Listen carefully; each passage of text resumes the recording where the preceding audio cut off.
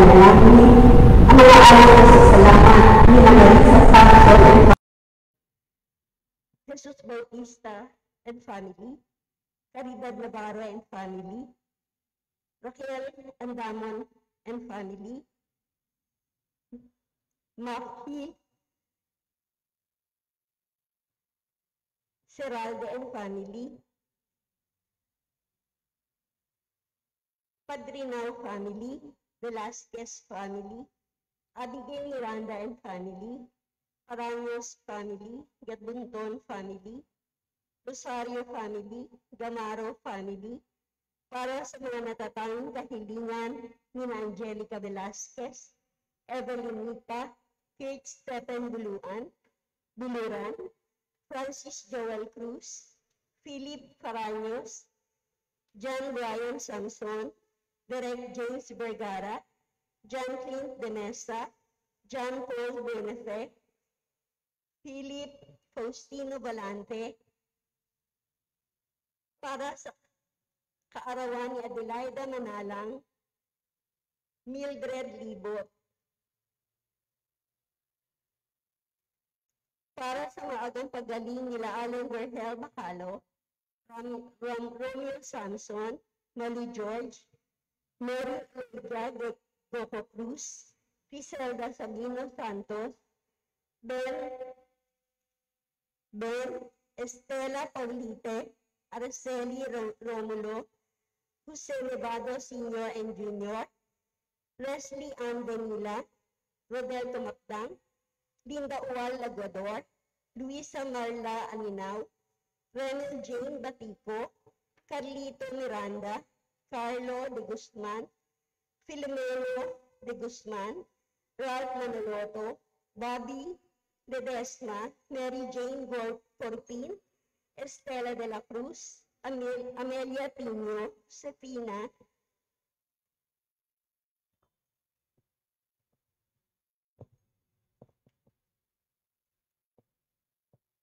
para sa kapayapaan ng kaluluwa ng ating mga kapatid na yumao na sina Atanasio Iluminada, Amado Zenaida Jaime, Eleanor Josefina Milo Aguida, Mercy Maria Manuel, Irene Francisco Clarita Victor Abe Antonina, Ronilo Rogelio, Norman David Demetria Jose, Pasencia Cynthia, Gloria Carlos Sr., Maximina Pablito, Rolando Ben, Roger Ruel, Florinda Nazario, Leonardo, Noel Serapio, Father Adrian, Zairi Lodovico, Socorro Marinel Victoria, Honorato Basilia, Ramoncito, Joel Francisco Alfredo, Emma, Marcelito Irinea Evelyn, Dionisia Efren Romeo Salvador Maria Dominador, Felicidad Domingo Rosario, Crisanta Senyor Guillermo, Moises Pitang, Pipi, Karina Sabina Seferino, Isidora, Jasmine, Lydia, Delphine, Mariden, Loretta, Oscar, Clemencio, Irineo Consolacion, George, Nomer Raimundo, Enrico Laureano, Jonathan, Rufina, Simeon Herbert, William Luisito Richard Paul, Honorato Susana, Alejo, Aida, Bernarda, Lorenzo, Alberto, Lidia, Milagros, Lailani, Jomar, Juan Chito, Nelson, Gil Arsenio, Teresita, Honorata, Joaquin Melanio, Joel, Maricel Denis, Benjamin Celestino, Pedro, Clara Esperanza Asuncion, Geogracia Saturnina Teodoro, Junis Ismael, Arnold Reo, Fernando Alma Francisco Sr., Francisco Jr., Aileen Ricarda, Eustacia Ifania Juan, Orlando Marlene Marcosa, Arsenio Amado, Clara Ernesto Renato, Romeo Honorato Pasita, Maria Manuela, Ramon Ernesto, Raimundo, Lucila, Isabelita, Rodolfo, Roberto, Romeo, Heidi, Romulo, William, at ang lahat ng kaluluwa sa purgatorio. Isama rin po natin sa ating panalangin ang pasasalamat ng Manalang family.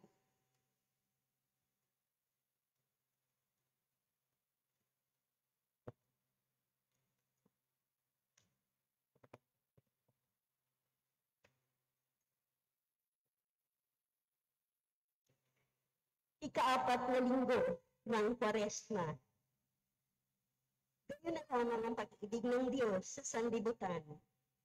Kaya ibinigay niya ang kanyang bugtong na anak, upang ang sumampalataya sa kanya ay hindi mapahamak, kundi magkaroon ng buhay na walang hanggan. Ang hanggan ay nangangahulugan ng buhay na pinag-ibang anyo ng Espiritu ng Diyos tungo sa lubos na kaganapan. Liturhiya. Ang ika-4 na linggo ng Kwaresma ay tinawag na linggo ng Latare, na mula sa pambungad ng Antipona. Magalak tayo at magdiwang. Sa gitna ng Kwaresma, tayo ay nagsasaya na sa tiyak na tagumpay na makakamit sa pagkabuhay ng Panginoon. Sa araw na ito, maaaring rosas ang kulay ng damit sa liturhiya dahil sa matandang kaugalian na binabasbasan ng Santo Papa ang gintong rosas na ibinibigay sa tanging lingkod ng simbahan. Turo ng simbahan. Ang buhay na walang hanggan ay nangangahulugan ng buhay na pinang-ibang anyo ng Espiritu ng Diyos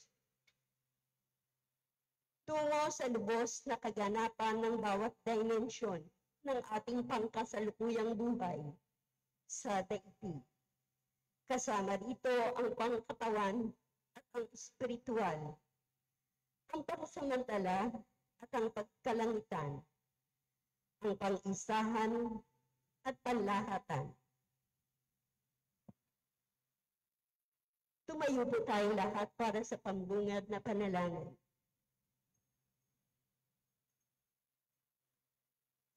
Sabay-sabay po tayo. Sa ngalan ng Ama, ng Anak, at ng Espiritu Santo. Amen.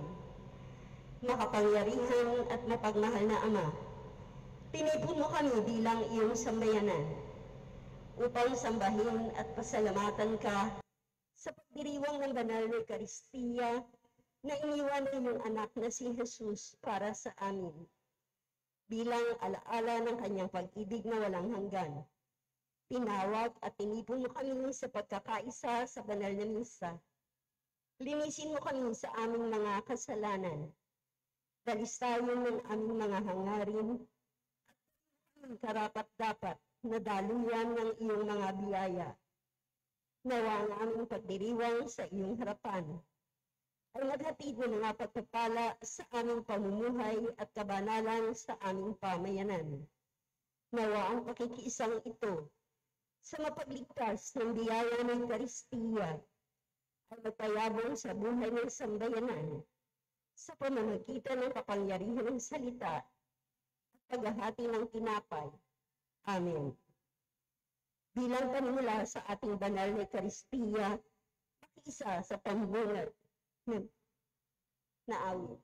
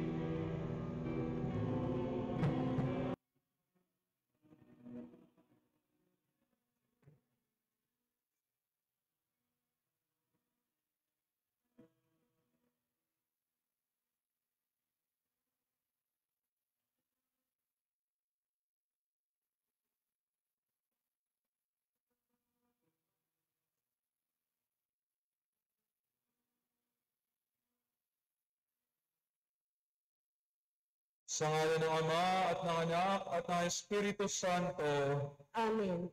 ang pagpapala ng ating Panginoon sa Kristo, ang pag-ibig ng Diyos Ama, at ang pakikipagkaisa ng Espiritu Santo, naway sumainyong lahat. At sumainyo rin. Mga kapatid, tayo ngayon ay nasa ika-4 na linggo sa panahon ng Kwaresma. Sama-sama tayong lumapit sa Panginoon upang hilingin na tayong lahat ay iligtas laban sa banta ng COVID-19. Magkaroon ng kagalingan ang mga kapatid nating may sakit at maayos na kalusugan ng mga healthcare workers na nangangalaga para sa kanila. Upang tayo ay maging marapat gumanap sa ating pagdiriwang, sama-sama nating alalahanin at buong kababaang loob na aminin sa Diyos na tayo ay nagkasala. Sabay-sabay po tayo, inaamin ko sa makapangyarihan Diyos. At sa inyo, mga kapatid, na luga akong nagkasala sa isip, sa salita, at sa gawa, at sa aking pagkukulang.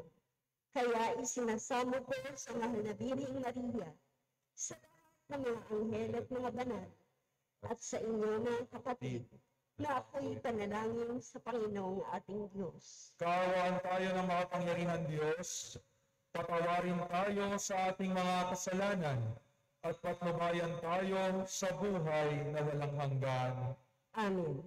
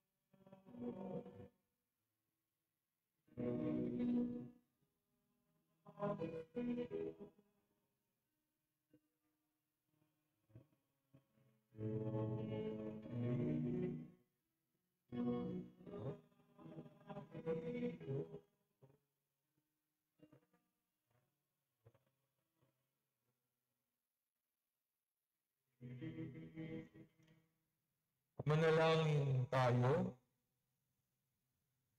Ama naming makapangyarihan, ikaw ay nakikipagkasundo sa sangkatauhan sa pamamagitan ng iyong salita. Sa masigasig na pagsamba at matibay na pagsampalataya, ang sambayan ng Kristiyano ay makadulog nawang masaya sa pagdiriwang ng dakilang kapistahan ng pagkabuhay. Sa pamamagitan ni Jesucristo, kasama ng Espiritu Santo, magpasawalang hanggan. Amen. Pakinggan po natin ang salita ng Diyos.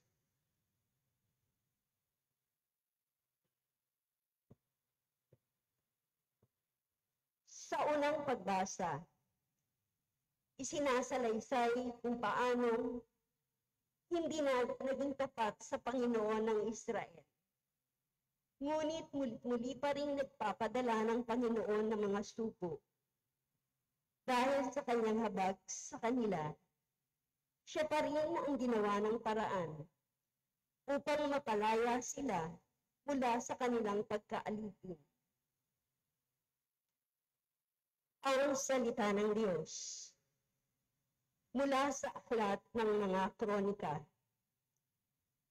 Noong mga araw na iyon, sumama ang mga pinuno ng Huda, ang mga saserdote at ang mamamayan. Nakigaya sila sa nakarimod-rimaring na gawain ng ibang bansa. Pati bahay ng Panginoon na itinalaga niya sa Jerusalem ay kanilang itinakwil. Gayunman, dahil sa habag ng Panginoon sa kanila at sa pagmamalasakit sa kanyang templo, lagi niyang pinaradalhan sila ng mga sugo. Ngunit hinahamak lamang nila ang mga ito. At ang mga propeta at pinagtatawanan sa mga anumang sabihin. Kaya umabot na sa sukdulan ang puot ng Panginoon. Sinunog ng mga kalaban nila ang bahay ng Panginoon. Winasak ang loob ng Jerusalem at ang malalaking gusali. Ang mahalagang ari-arian doon ay pinupukpin. Ano pa ang lahat ay iniwan nilang wasak. Ang naligtas sa patalim ay dinala nilang bihag sa Babylonia. Doon inalipin sila ng hari at ng kanyang mga anak. Ang Babylonia ay masakop ng Persia. Sa gayon, natupad ang hula ni Jeremias na ang lupain nakapamahinga sa loob ng 70 taong singkat. Upang matupad ang salita niyang ito sa pamamagitan ni Jeremias. Pinukaw ng Panginoon ang kalooban ni Ciro, hari ng Persia. Noong unang taon ng kanyang paghahari, nagpalabas ang haring ito ng isang pahayag sa buong kaharian na ganito ang isinasaad.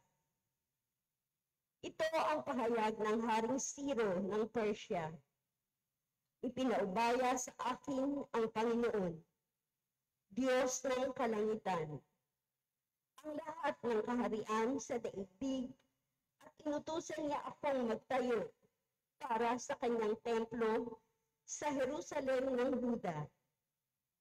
Kaya, ang sinuman sa inyo na kabilang sa kanyang bayan, ay pinahihintulutan kong pumunta sa Jerusalem.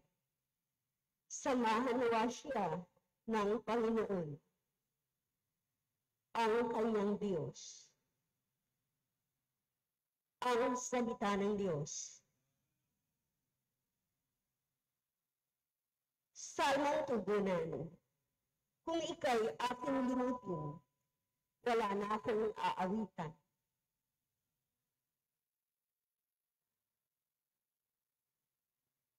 Sa pangpang ng ilog nitong bansang Babylonia, kami ro'y nakaupong tumatangis sa tuwinang ang iniwang naming Siyon ay aming maalaala. Sa sanga ng mga kahoy, sa tabi ng ilog nila, sinabit namin doon, yaong dala naming lira. Tugon.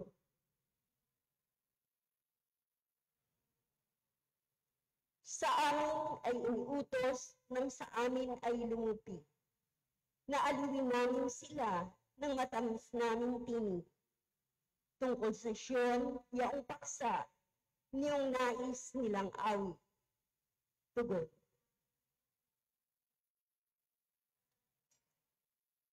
Paano namin naawitin ang awit ng Panginoon? Samantalang bihag kami nangingibang bayan doon. Ayaw ko nang ang lira ko'y hawakan pa at tugtugin. Kung ang bunga sa pagtugtog, limutin ang Jerusalem.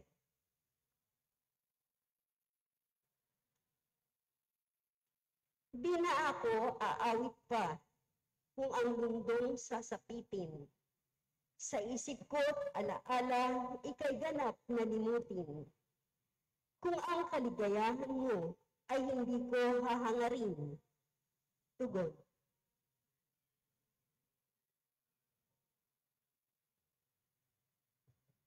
Sa ikalawang pagbasa, ipinangangaral ni Apostol San Pablo ang kasaganahan ng habag ng Diyos na siyang dahilan ng ating kaligtasan. Naligtas tayo hindi dahil sa ating mga gawa, kaya wala tayong maipagmamalaki kanino man.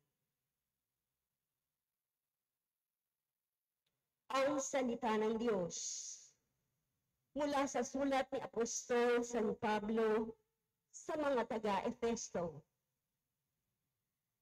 Mga kapatid, napakasagana ang habag ng Diyos at napakadakila ang pag-ibig na iniukol niya sa atin. Tayo'y binuhay niya kay Kristo kahit noong tayo'y mga patay pa dahil sa ating pagsuway. Naligtas nga kayo dahil sa kanyang kagandahang loob. Dahil sa ating pakikipag-isa kay Kristo Jesus. Tayo'y muling binuhay na kasama niya at pinaupong kasama niya sa kalangitan.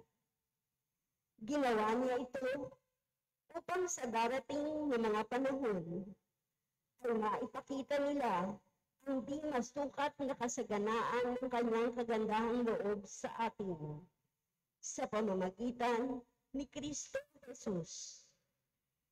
Dahil sa kagandahang loob ng Diyos, ay naligtas kayo sa pamamagitan ng inyong pananalig kay Kristo.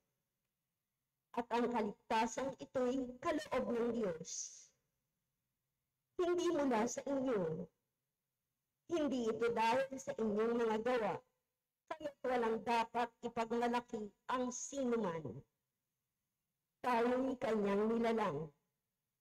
Nilikha sa pamamagitan ni Kristo Jesus upang iukol natin ang ating buhay sa paggawa ng mabuti na itinalaga ng Diyos para sa atin noong palang una. Ang salita ng Diyos.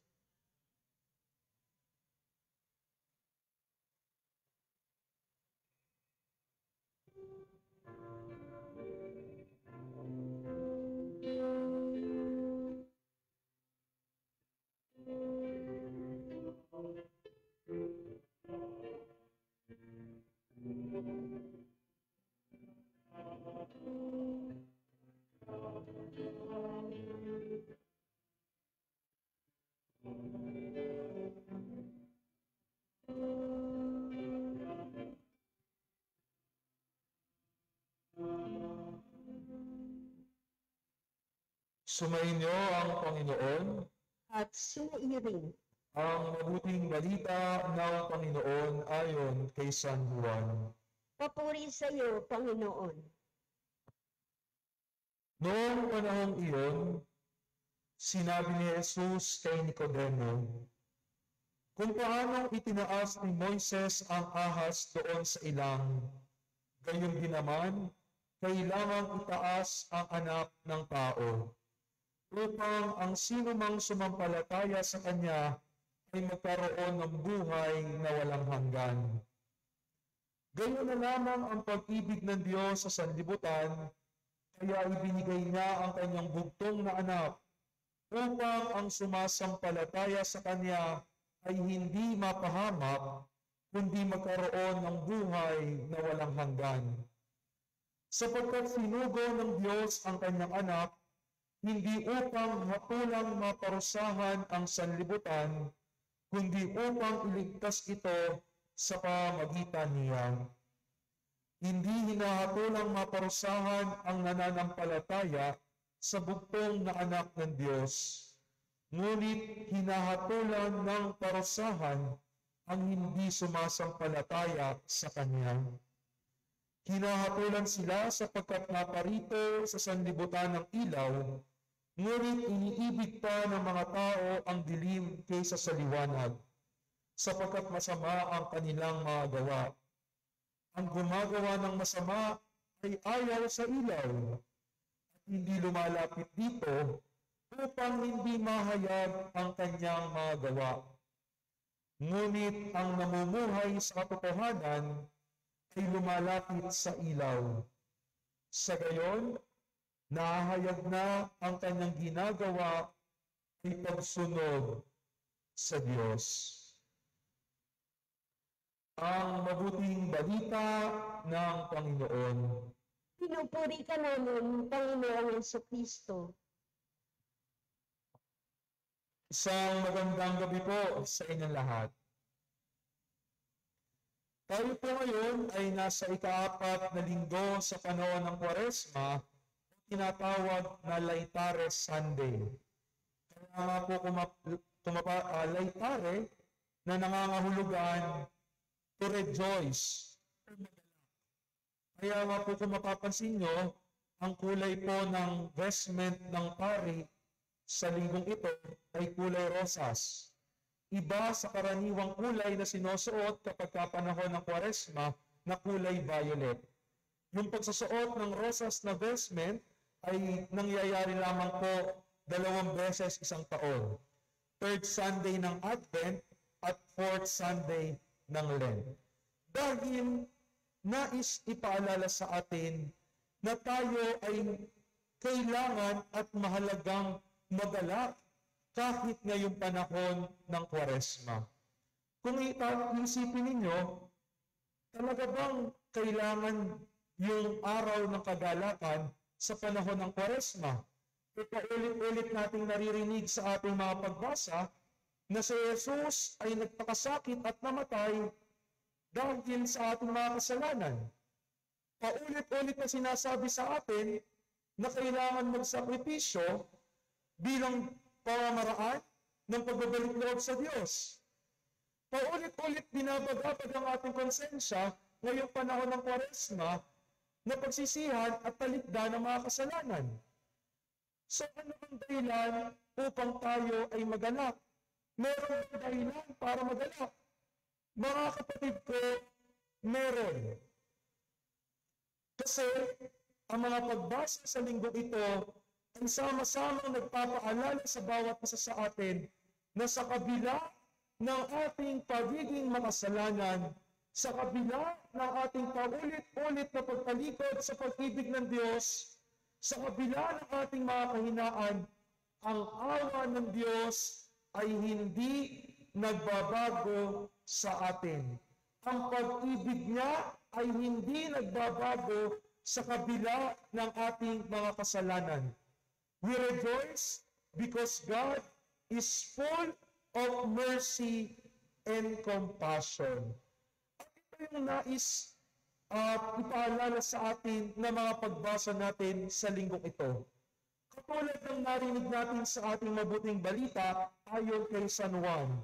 Dito narinig natin yung isa sa mga tanyag na verse sa Gospel ni St. John. For God so loved the world that He gave His only begotten Son, so that whoever believes in Him may not perish, but have eternal life. Gayon na lamang ang pag-ibig ng Diyos sa sanlibutan.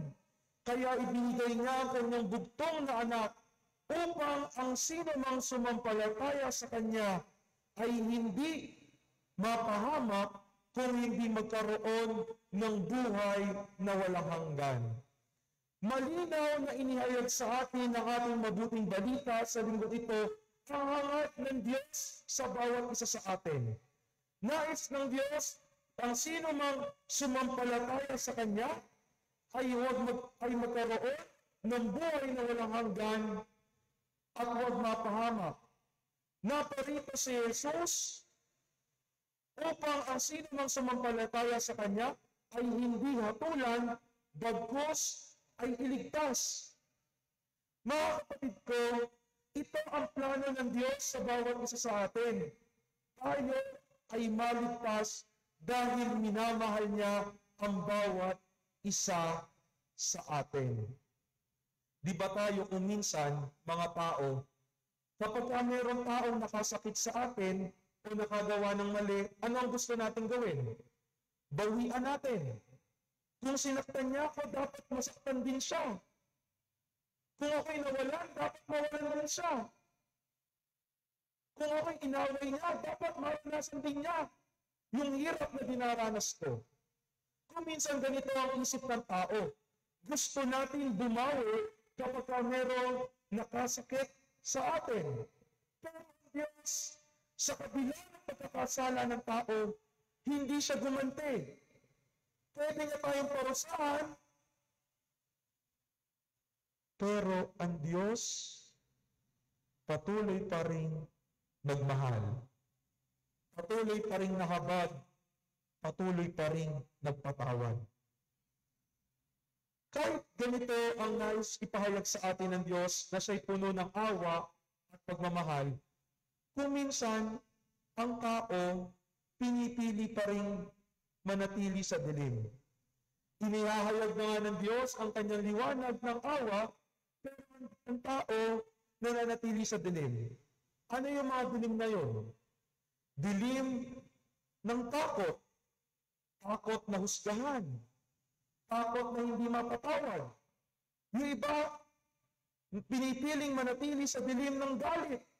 Ayaw palayain yung sarili sa pusong galit.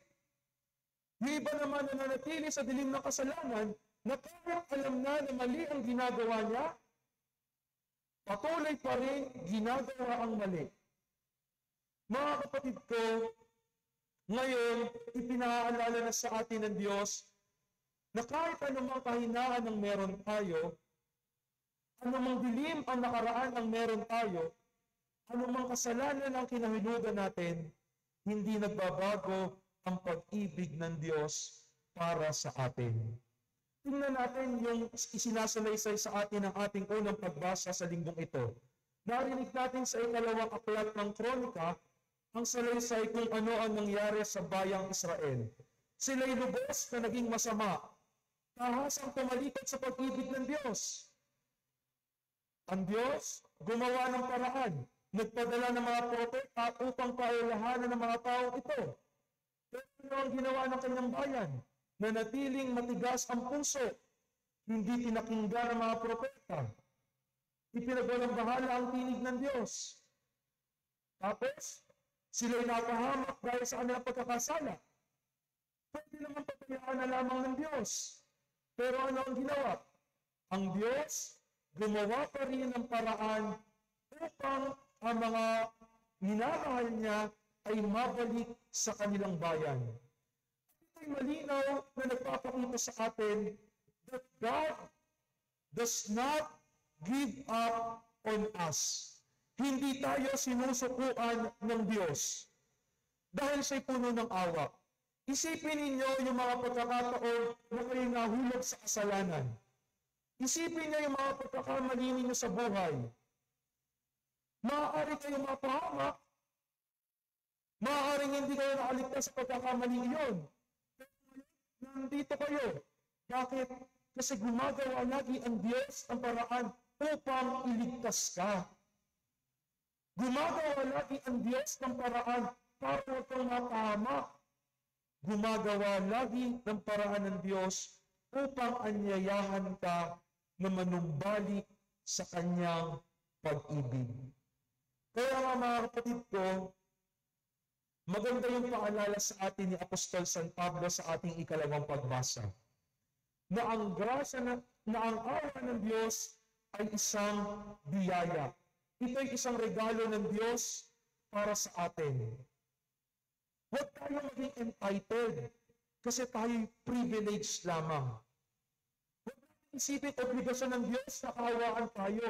Hindi. Mabuti lamang ang Diyos kaya siya naaawa sa atin.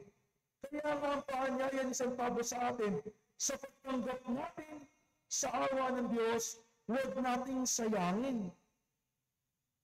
Bagkus, bigyang katugunan natin ito ng may pananampalataya at paggawa ng mabuti sa kapwa.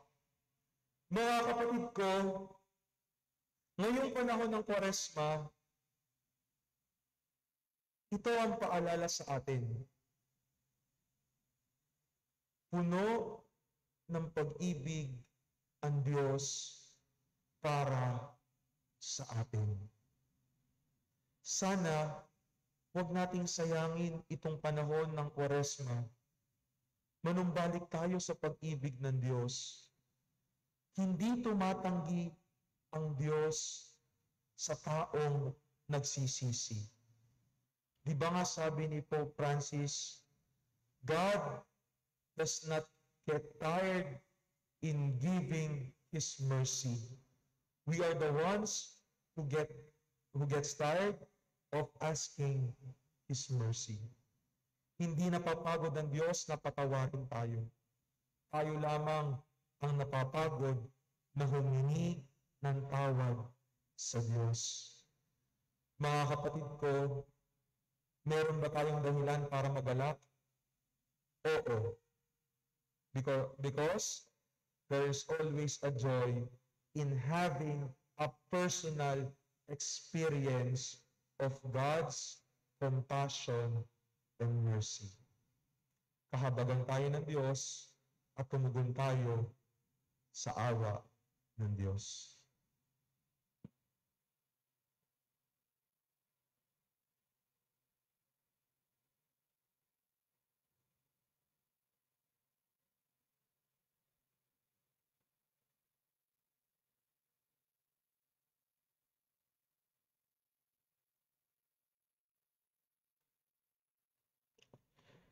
Ipahayag natin ang ating pananampalataya. Sumasampalataya ako Sa Diyos amang makapangyarihan sa lahat, na may gawa ng langit at lupa.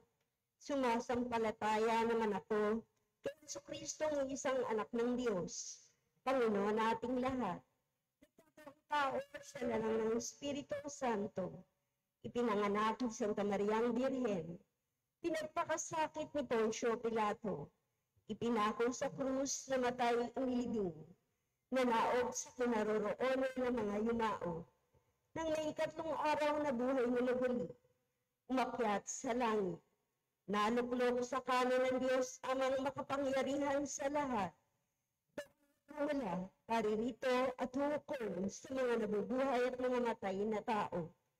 Sumasampalataya naman ako sa Diyos sa Espiritu Santo, sa banal na simbahang Katolika, sa kasamahan ng mga banal, sa kapatawaran ng mga kasalanan, sa pagkabuhay na naguli at nangamatay na tao, at sa buhay na walang hanggan. Amen.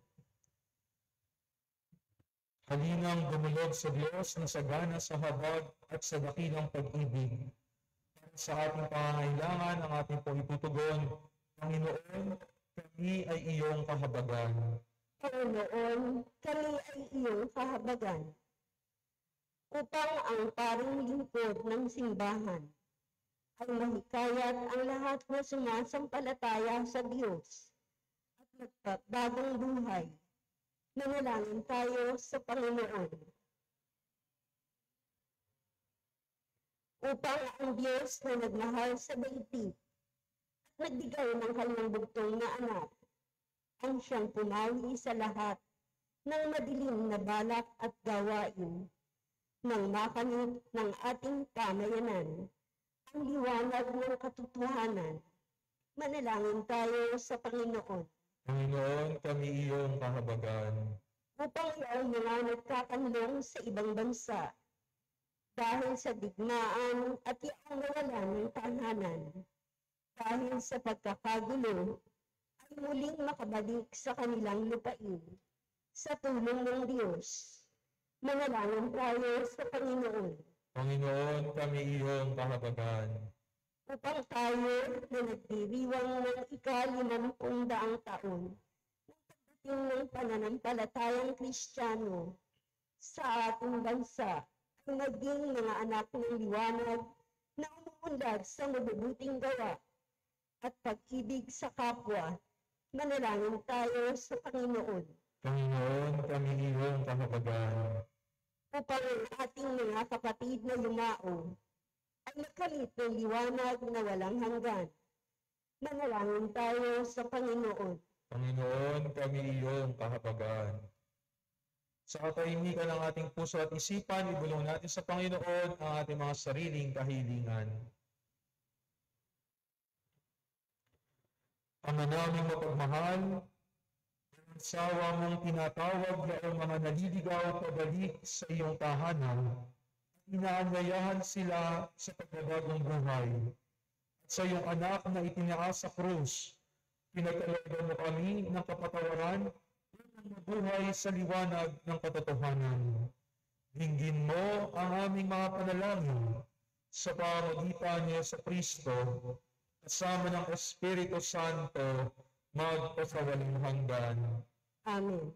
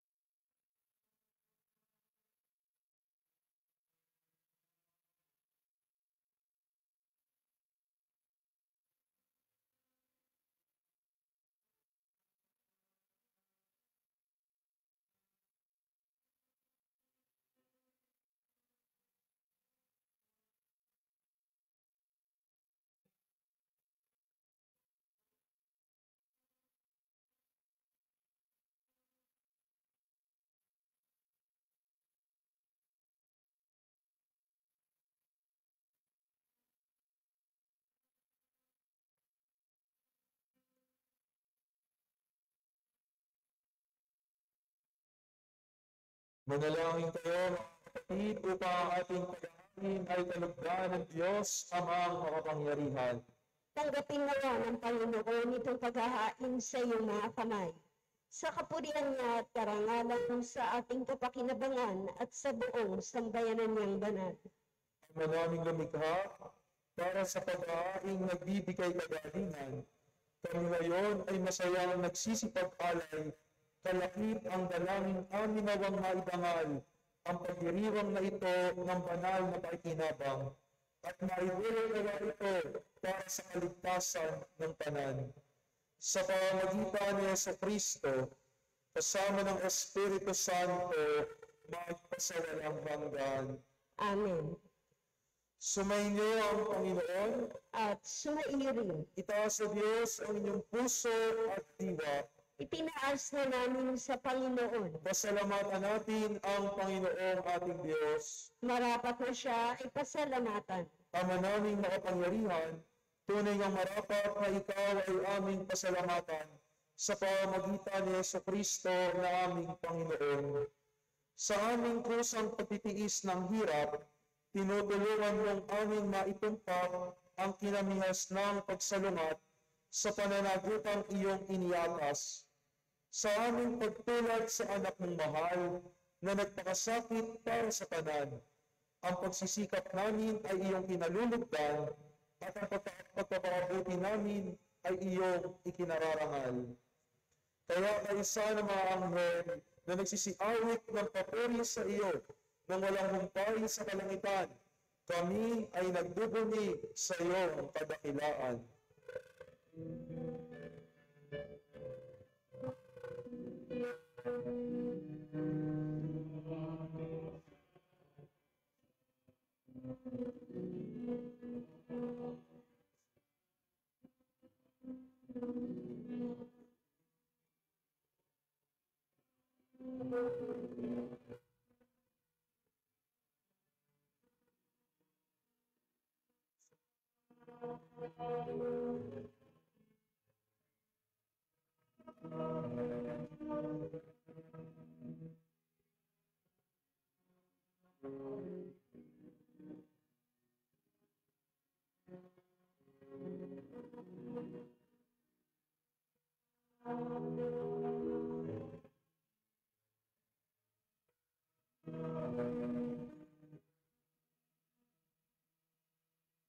Ama naming banal, ikaw ang bukal ng tanang kabanalan. Kaya't sa pamamagitan ng iyong Espiritu, gawin mong banal ang mga kaloob na ito upang para sa amin ay maging katawan at dugo ng aming Panginoong Jesucristo. Bago niya pinagtiis ang pusang loob na maging handog, hinawakan niya ang tinapay. Pinasalamatan kanya, pinaghati-hati niya iyon, iniabot sa kanyang mga alagad at sinabi, tanggapin ninyo lahat ito at kanin. Ito ang aking katawan na ihahandog para sa inyo.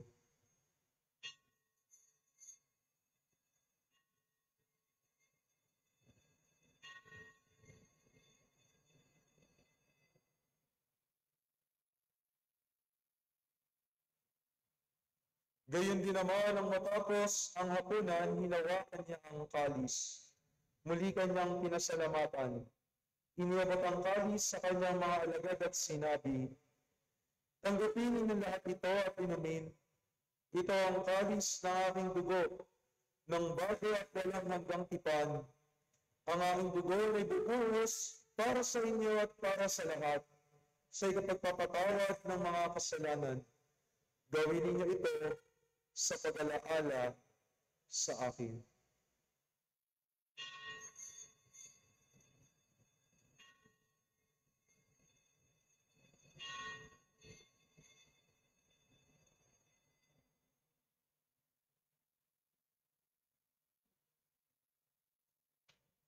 Ang misteryo ng pananampalataya.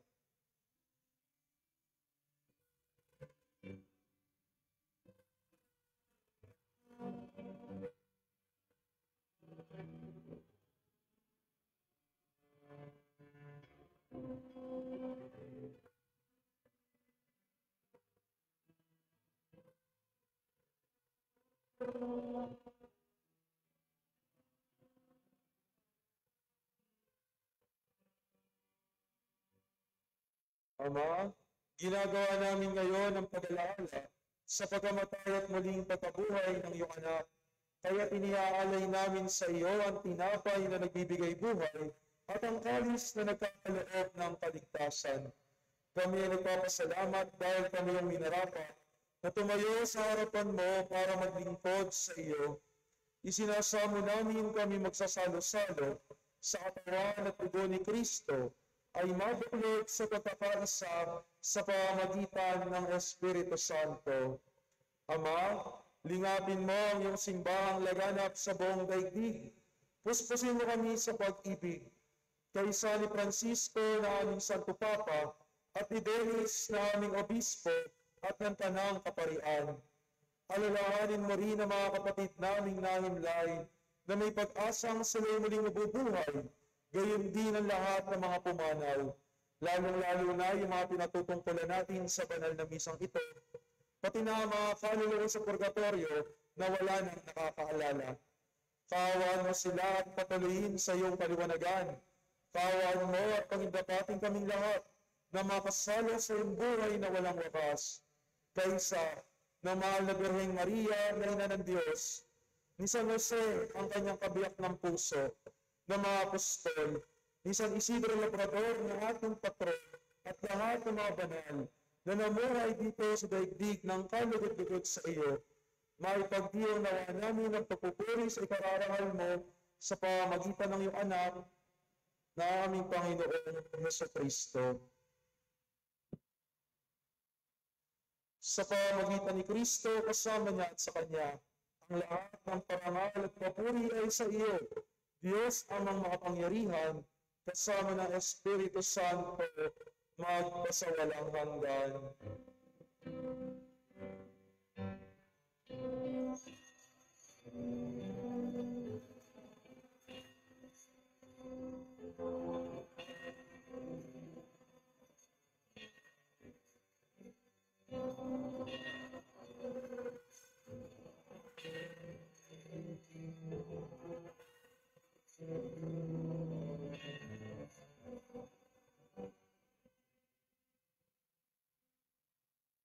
Sama-sama nating dasalin ang panalangin itinuro ng ating Panginoong Hesukristo.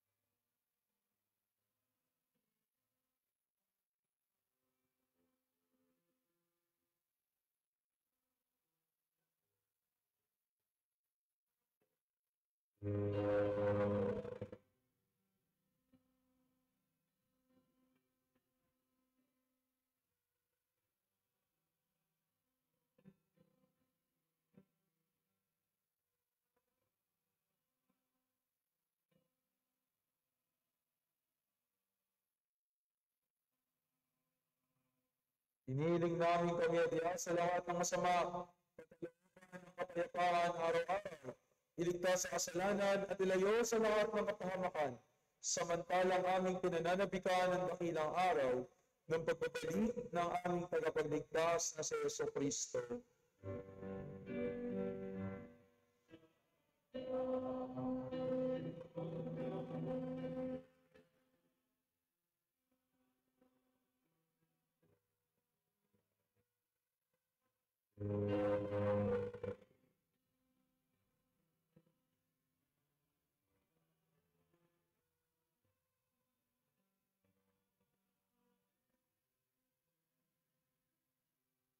Panginoong Jesucristo, sinabi mo sa mga apostol, kapayapaan ang iniiwan ko sa inyo, ang aking kapayapaan ang ibinibigay ko sa inyo. Tunghayan mo ang aming pananampalataya at tuwa ang aming maraming pagkakasala. Pagkalooban mo kami ng kapayapaan at pagkakaisa ayon sa iyong kalooban, kasama ng Espiritu Santo magpasawalang hanggan. Amen. Ang kapayapaan ng Panginoon ay laging sumainyo. At sumaiyo rin. Magbigayan kayo ng kapayapaan sa bawat isa.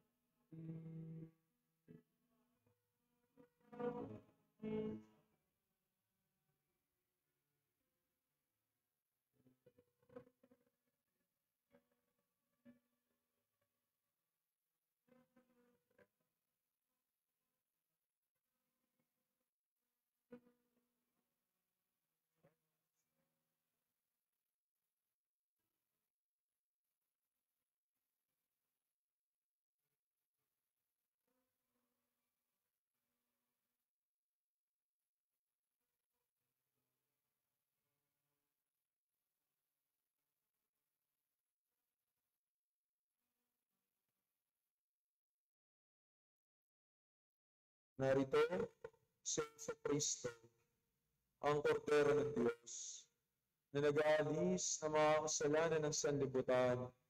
Mapapalad tayong inaanyayahan sa kanyang banal na piging. Panginoon, hindi ako karapat-dapat na magpatuloy sa iyo. Ngunit sa isang salita mo lamang ay gagaling na ako.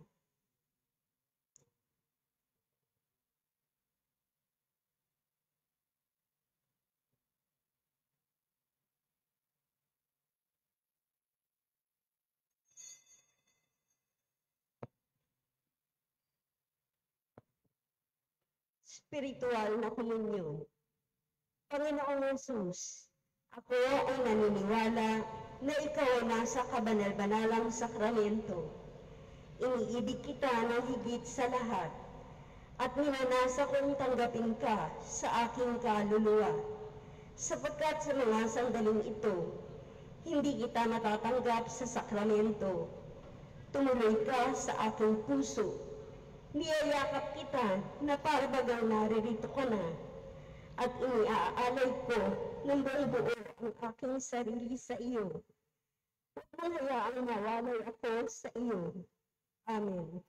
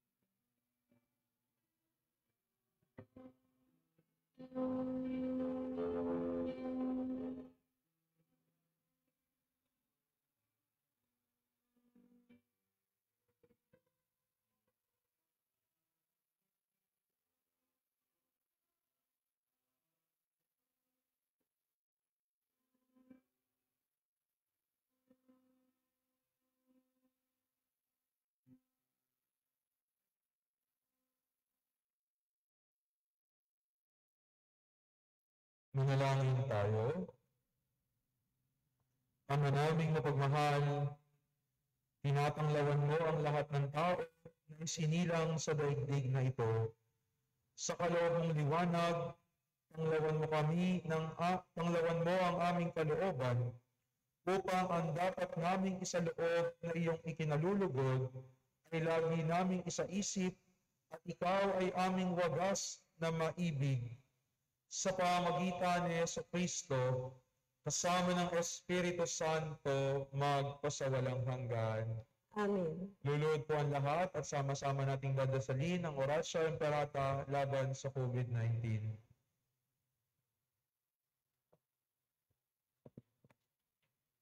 Mahabagin at mapagmahal na Ama, nagsusumamo kami sa iyo upang hilingin ang iyong patnubay laban sa COVID-19 na nagpapahirap sa marami at kumitil na ng maraming buhay. Tunghayan mo kami ng may pagmamahal at ipag-adya kami ng iyong mapaghilom na kamay mula sa takot, sa karamdaman at kamatayan. Itaguyod mo kami sa pag-asa at patatagin sa pananampalataya. Gabayan mo ang mga dalubhasang naatasan na tumuklas ng mga lunas at paraan upang ihinto ang paglaganap nito. Nagpapasalamat kami sa mga bakunang naisulong sa patnubay ng iyong mga kamay. Pagpalain mo ang aming mga pagsisikap na mawakasan ng mga bakuna ang pandemya sa aming bayan. Patnubayan mo ang mga lumilingap sa mga aming sakit upang ang kanilang pagkalinga ay malaki pa ng husay at malasakit. Pagkalooban mo sila ng kalusugan sa isip at katawan, katatagan sa kanilang paninindigang maglingkod, at ipagsanggalang sa karamdaman. Itinataas namin ang mga nagdurusa. Makamtan nawa nila ang mabuting kalusugan. Lingapin mo rin ang mga kumakalinga sa kanila. Pagkamitin mo ng kapayapaang walang hanggan ang mga pumanaw na. Pagkalooban mo kami ng biyaya na magtulong-tulong tungo sa ikabubuti ng lahat. Pukawin sa amin ang pagmamalasakit sa mga nangangailangan, sa pagdamay at malasakit namin sa bawat isa.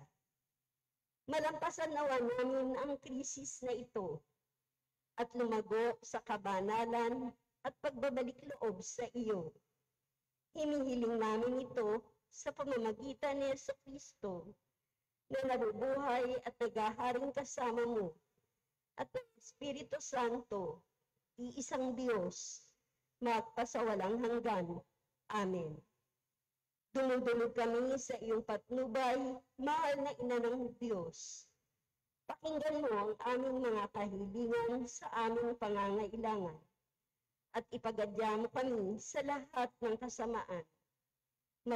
Maluwalhati at pinagpalang Birhen. Amen.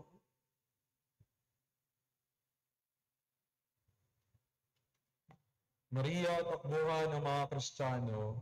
Ipanalangin mo kami.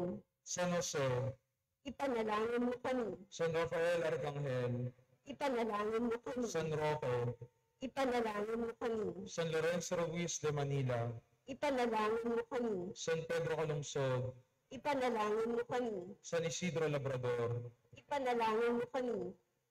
Sumainyo ang Panginoon At sumaiyo rin. at pagpalain kayo at laging ingatan ng ating mapagmahal na Diyos, Ama at ang Anak at ang Espiritu Santo. Amen. Nayalay na ang banal na misa, pumayo kayo at mamuhay sa awa at habag ng Diyos. Salamat sa Diyos.